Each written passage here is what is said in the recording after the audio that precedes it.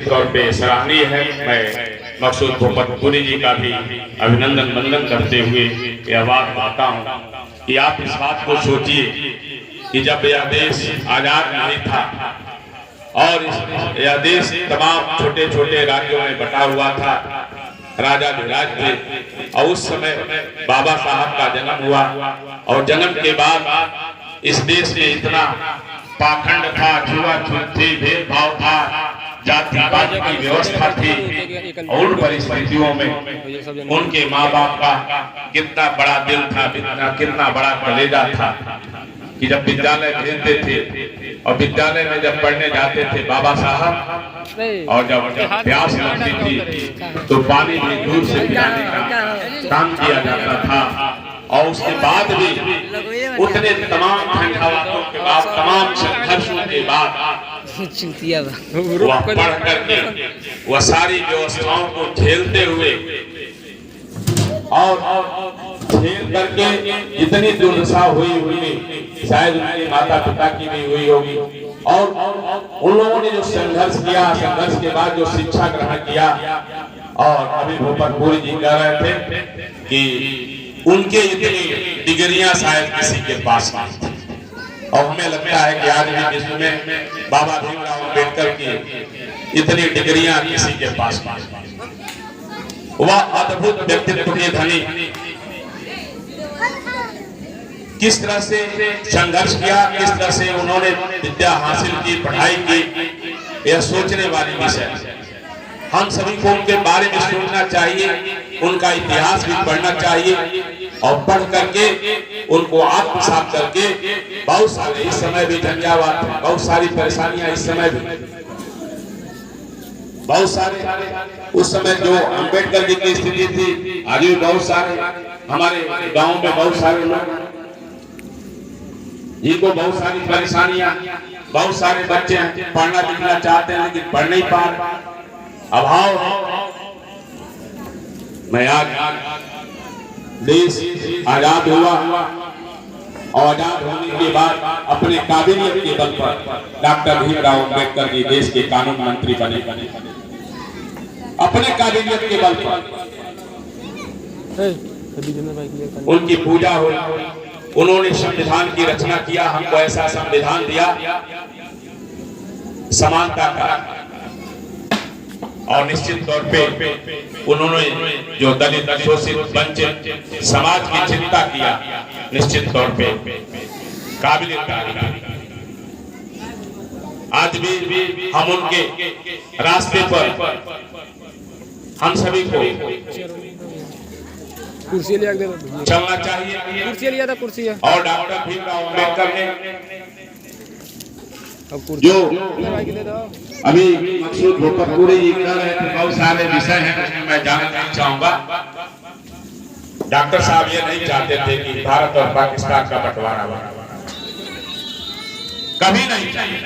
Hello दे रही निकाल दे। लेकिन उस समय की परिस्थितियों ने बातें किया, और डॉक्टर साहब थोड़ा सा रहे। लेकिन मैं इनके जन्मदिन के अवसर पर आप सभी मातृशक्ति से, जो हमारी माताएं हैं, उनके ऊपर यह जन्मदिन जो हम मना रहे हैं, या जन्म जयंती जो मना रहे हैं, उनके ऊपर बड़ी जिम्मेदारी है। और डॉक्टर साहब ने 3 सूत्र दिया था, शिक्षित बनो, संगठित हो और संघर्ष करो। लेकिन हम शिक्षा के तरफ ध्यान नहीं देते। यह बड़ी जिम्मेदारी हमारी मातृशक्ति की। अभी कभी हरवा बुजुर्ग में मैं बैठा था, कार्यक्रम में थोड़ा लेट था, तो एक लड़का कह रहा था दूसरे बच्चे को कि ये भीम है। यहाँ जितने बच्चे बैठे हैं सब भीम हैं, कहीं कोई दो राय नहीं है। लेकिन हम भीम की जयंती मनाते हैं, लेकिन भीम ने जो सूत्र दिया है उस पे हम काम नहीं करेंगे। इसलिए आज इनके जन्मदिन के अवसर पे संकल्प लेने की आवश्यकता है, मजबूती के साथ। और खास तौर से जो हमारी मातृशक्ति है, जो हमारी माताएं हैं, बहनें हैं, उनके ऊपर बड़ी जिम्मेदारी है समाज को तैयार करने की। आप एक रोटी कम खाइए, लेकिन अपने बच्चों को विद्यालय में जरूर भेजिए। और याद करिए कि डॉक्टर भीमराव अंबेडकर जब विद्यालय में जाते थे तो कितना प्रताड़ना होता था, उसके बाद भी वह शिक्षा से मुख नहीं मोड़े, उनके परिवार के लोग शिक्षा से मुख नहीं मोड़े। उनको याद करके अपने बच्चों को भी उन्हीं विद्यालयों में भेजिए जहाँ शिक्षा ग्रहण हो रहा है। धनिया पत्ता डाला था सब्जियों में। और जब शिक्षा प्राप्त हो जाएगी, शिक्षा हमको मिल जाएगी, तो निश्चित तौर पे हम एकता के सूत्र में बच जाएंगे। और जब एकता के सूत्र में बच जाएंगे तो अपने अधिकारियों की लड़ाई हम संघर्षों के माध्यम से कर लेंगे, कहीं कोई दो राय नहीं। लेकिन सबसे जरूरी बोल चोल बात यही है कि आज करसरवा खुर्द में कार्यक्रम हो रहा है, तो आने वाले 2-4 साल में यहाँ के नौजवान साथियों को चाहिए, यहाँ की मातृशक्ति को चाहिए, यहाँ के जो गार्जियन बैठे हैं उनको चाहिए कि इस गांव से भी कोई IAS, IPS, SDM बने और तब जाकर के डॉक्टर भीमराव अंबेडकर का सपना साकार होगा। मेरे इस संकल्प के साथ आज इनके जन्मदिन पर ऐसा संकल्प लिए, मजबूती के साथ ऐसा संकल्प लीजिए कि हम अपने बच्चों को पढ़ाएंगे, चाहे कोई भी परिस्थिति हमारे सामने आए, किन्हीं भी परिस्थितियों में रहे, हम मजदूरी भी करेंगे लेकिन अपने बच्चों को पढ़ाने का काम करेंगे। कहीं भटकने की आवश्यकता नहीं, स्पष्ट है उनका मिशन शिक्षा। और शिक्षा पर जब तक हम ध्यान नहीं देंगे निश्चित तौर पे हम हमेशा भटकते रहेंगे। बहुत सारी सीटें खाली रहती हैं, जो आरक्षण हमको मिला, पता चलता है कि दलित वर्ग का आरक्षण दूसरे कोटे से भर दिया। कहीं न कहीं हम अनुपस्थित रहते हैं, कहीं न कहीं हमारी पढ़ाई में खोट है, पढ़ाई में कमी है, हमारे संकल्प में कमी है। इसलिए संकल्प की आवश्यकता है। आज संकल्प की कसम खाई कि हम अपने बच्चों को पढ़ाएंगे, अपने भाई को पढ़ाएंगे, अपने बहन को पढ़ाएंगे, अपने हित नात रिश्तेदार जो भी हैं उनको कहेंगे कि आप अपने बच्चों को पढ़ाने का काम करिए। इन्हीं चंद शब्दों के साथ आप सभी को एक बार पुनः बहुत बहुत बधाई, ढेर सारी शुभकामनाएं देते हुए डॉक्टर भीमराव अंबेडकर बहुत बड़ा विषय, बोले तो रात भर दिन भर बोलना पड़े, समाप्त नहीं होने वाली। बहुत सारी कृति महात्मा बुद्ध के चरणों में कैसे चले, जब पाखंड छुआछूत सारी चीजों को समझा उन्हें, उसके बाद महात्मा बुद्ध के बुद्ध धर्म बौद्ध धर्म को अपनाने का काम किया। उनके शरण में गए अपने साथ 3 लाख साथियों के साथ एक ही झटके।